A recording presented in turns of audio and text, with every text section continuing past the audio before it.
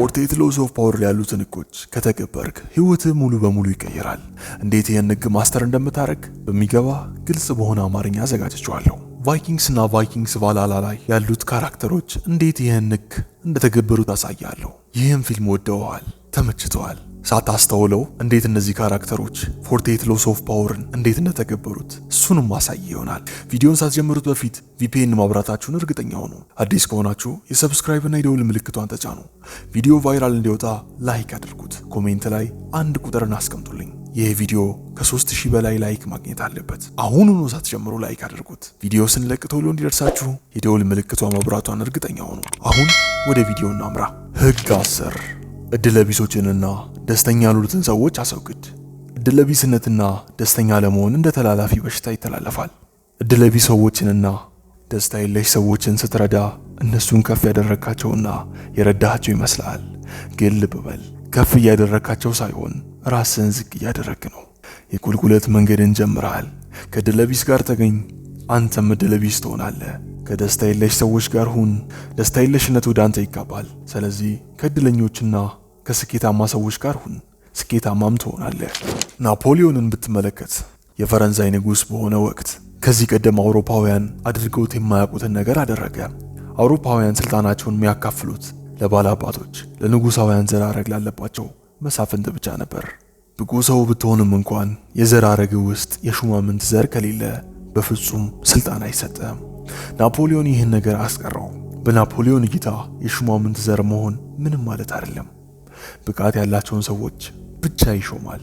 ናፖሊዮን ይህን ህግ በሚገባ ተገብሮታል። ናፖሊዮን በጦር ሜዳ ላይ ያሉትን ጀነራሎች ሲመርጥ አንድ ነገር ይመለከታል። እሱም እድለኝነታቸውንና ስኬታማነታቸውን። በጦርነቱ ውስጥ ግዳጃቸውን በብቃት የተወጡትን፣ እድል የሚቀናቸውን፣ የሚሰጣቸውን ግዳጅ በብቃት የሚወጡትን ሰዎች ወዲያው ወደ ከፍተኛ ስልጣን በመሾም ራሱን በስኬታማና በእድለኛ ሰዎች ይከባል። ይገርማቸዋል። እድልና ስኬት ሁሌም ከናፖሊዮን ጋር ነበረች። ለምን ከተባለ በእድለኞችና በስኬታማ ሰዎች ራሱን ስለሚከብ። እድልና ስኬት ሁሌም ቢሆን ወደ ናፖሊዮን ትመጣ ነበር። ናፖሊዮን በጦር ሜዳ ብቃቱ ብቻ አልነበረም፣ በሀገር መምራት ደረጃም የተዋጣለት ብቁ መሪ ነበር። የስኬቱ ሚስጥር እድለኞችን፣ ብቁዎችን እንዲሁም ስኬታማዎችን ወደሱ በማቅረብ ከነሱ ጋር ተዋህዶ መስራቱ ብቻ ነበር። በቫይኪንግ ፊልም ላይ ይህን ህግ ገጸ ባህሪያቶቹ ተግብረውታል። በዛው ልክም ደግሞ ይህን ህግ የጣሱም አሉ። እስኪ ከጣሱት የቫይኪንግ ካራክተሮች እንጀምር። ይህን ህግ የጣሰው ሄቬትሰርክ ሎትብሮክ ነበር። ሄቬትሰርክ ይህን ህግ አልተከበረውም፣ በጣም ጥሶት ነበር። በፊልሙ ላይ እንዳየነው ከሆነ ከራግናር ልጆች ሻይን ያላደረጉት ልጆች ውስጥ ሄቬትሰርክ አንደኛው እሱ ነበር። እንደ ቢዮርን፣ እንደ አይቫር፣ እንደ ኦቤ ትልቅ ስም አልነበረውም ነበር። ስኬታማም አልነበረም። እድለቢስና ደስታ የለሽ ሆኖ ነው ፊልሙን የተቋጨው። ሄቬትሰርክ ትልቁ ስህተቱ የወሰነ ውሳኔ ነበር። ከወንድሙ ኦቤ ጋር መሄድ ሲጠበቅበት እሱ ግን ከመርከቡ ዘሎ አይቫርን ተከተለ። ይሄ ውሳኔው ለእድለቢስነቱ ጅማሬ ነበር። አይቫር ስኬታማ የሆነ መስሎት ነበር። አይቫር ስኬታማ የሚሆን መስሎት ነበር። ኢቭን አይቫር የተወሰኑ የእንግላንድ ከተማዎችን መቆጣጠር ቢችልም ነገር ግን ጦርነቱን ተሸንፎ ነበር። በመጨረሻ እድል አልቀናቸውም። ሄቬትሰርክ የአይቫር ጥላን መሆንን መረጠ። ኢቭን አይቫር ቢያግዘውም እድል ከአይቫር ጋር አልነበረችም። የአይቫር እድለቢስነት ለሄቬትሰርክም ተጋባ። ከሚወደው ወንድሞቹ ተጣላ።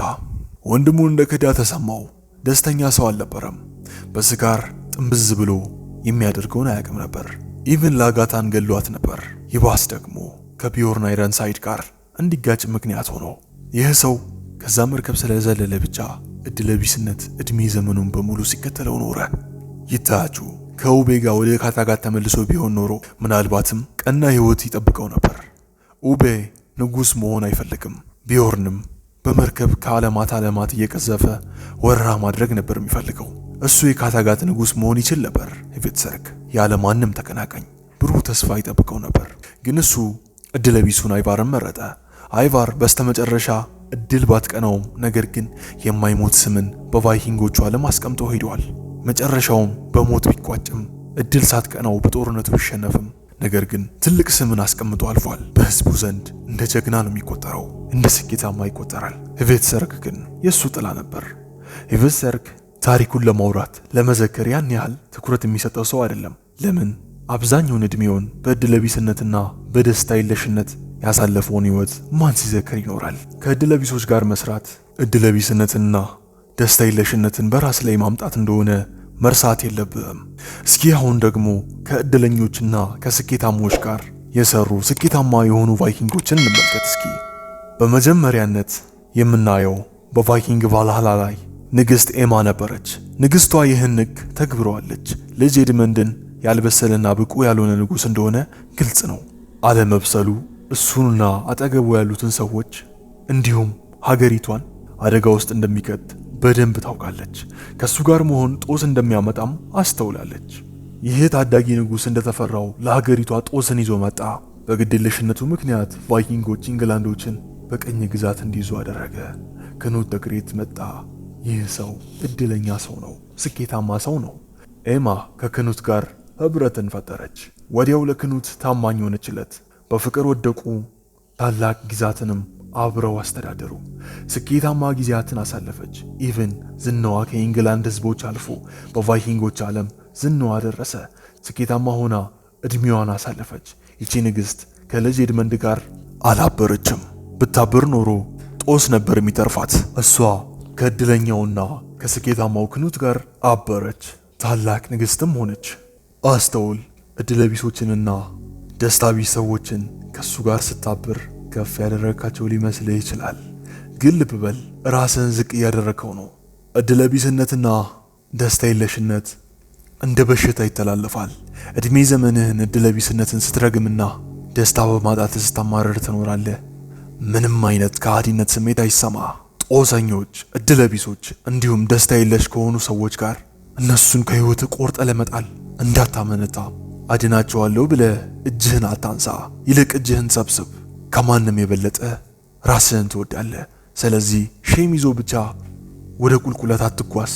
የማትጠቅም ሴት እንደሆነች ካየህ ይቺን ሴት አታግባ። ደስታ የለሽ ሴት ሆና ካገኛት ከእሷ ጋር አትሁን። እመነኝ፣ ደስተኛ አታደርግም። በተዘዋዋሪም አንተም ደስተኛ አትሆንም። ለአንቺም ይሰራል። እድለቢስ ከሆነ ከዚህ ሰው አትውለጂ። ለአንቺም ለልጅሽም ይህ ሰው ጦስ ይዞብሽ ነው የሚመጣው። ጦሰኛ ጓደኛ ሊኖርህ ይችላል። ከዚህ ሰው ጋር አብረህ አትሁን። አሁኑኑ ቆርጠህ ጣለው። የሱ ጦስ ለአንተ ይተርፋል። ስኬታማ ያልሆኑ ሰዎች ከነሱ ጋር አትስራ። ቢዝነስን አትጀምር። መቼም ስኬታማ አትሆንም። ከሰነፎች ከእድለቢሶች ጋር አትሁን። አንተም እድለቢስ ትሆናለህ። ደስታ ትርቃለች። እመነኝ፣ ትልቁን ስህተት የምትሳሳተው ከነሱ ጋር መሆን መፍቀድህን ሳይሆን እነሱን ከዛ ነገር አውጣለሁ ብለህ ለእርዳታ እጅህን ስትዘረጋ ነው። እነሱን ከዛ ነገር መቼም አታውጣቸውም። አልፎም ራስህን ከዛ ነገር መቼም አታውጣም። ሴቷ ደስተኛ ከሆነች ይችን ሴት አግባት። ደስተኛ ህይወት ካላት እሷን ሴት አጥብቀህ ያዝ። ደስታ ይጋባል፣ ይተላለፋል። አንተም ደስተኛ ትሆናለህ። ጦስ የሌለበት ሰው ከሆነ ደስተኛ ከሆነ ሚሳካለት የሚቀናው ከሆነ ይህን ወንድ ምራጭው። ህይወትሽ ቀና ይሆናል። ራሳቸውን ለማሻሻል ከሚሞክሩት ጋር ቢዝነስን ጀምር። ቢዝነስን ስራ።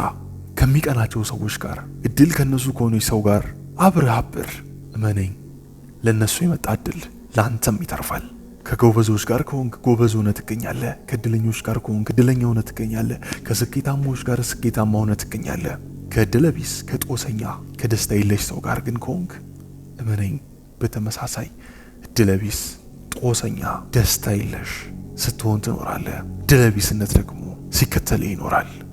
የምትመርጠውን ውሳኔ ልብ ብለህ ተመልከት። እንደ ህይወት ሰርክ ከመርከቡ ዘለህ ለእድለቢሶች ጥላቸው ሆነ አትኖር። እድልን አነፍነፍ። ስኬት መምጫዋን ተመልከት። ልክ ተኩላ አዳኙ እንደሚጠብቀው አንተም አነፍንፈህ ጠብቃት። በደፈታ ጠብቃት፣ አጥናት። እሷ የምትገኝበት ቦታ ሂድ። ወደ አንተ ማትመጣ ከሆነ አንተ ወደ እሷ መሄድ አለብህ። ስኬትና እድል የምታዘወትራቸው ሰዎች ጋር መሄድ አለብህ። ከእነሱ ጋር መስራት አለብህ። ከእነሱ ጋር መዋል አለብህ። ከእነሱ ጋር መኖር አለብህ። እነሱን ጓደኞች ልታረግ ይገባል። ከእነሱ ጋር ልትሰራ ይገባል። ያኔ ስኬታማ ትሆናለህ፣ እድለኛ ትሆናለህ፣ ደስተኛም ትሆናለህ። ይህን ህግ የግድ መተግበር አለብህ። መጣስ የለበትም። ከጣስከው ጣጣን ይዞልህ ይመጣል። ይህን ህግ እንደ አይንህ ብሌንህ ጠብቀው።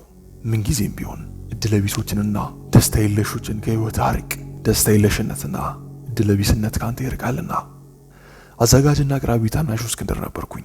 ይህን ቪዲዮ ላይክ በማድረግ ለቻናሉ ያላችሁን ሰፖርት ግለጹልን። ቀጣይ ኤፒሶድ እንዲደርሳችሁ የሰብስክራይብ እና የደወል ምልክቷን ተጫኑ። አደራ የኔን ቪዲዮ ስትመለከቱ VPN ተጠቀሙ። ይህ ሀበሻ ናስር ነው። ምንጊዜም ቢሆን እውነት እና ምክንያታዊነት